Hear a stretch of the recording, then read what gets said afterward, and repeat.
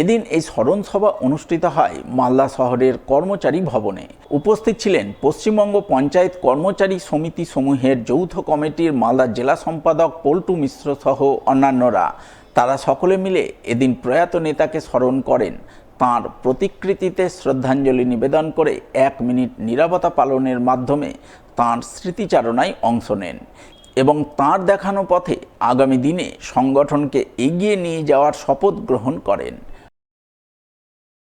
আজকে আমাদের প্রিয় সমিতি পশ্চিমবঙ্গ পঞ্চায়েত কর্মচারী সমিতি সমূহের যৌথ কমিটি, আমাদের সম্পাদক মণ্ডলীর সদস্য এবং আমাদের সমিতির অন্তর্ভুক্ত জিপি কর্মী সমিতির প্রাক্তন জেলা সম্পাদক এবং কেন্দ্রীয় নেতৃত্ব দিলীপ কুমার সিংহের আমরা স্মরণ সভা করছি।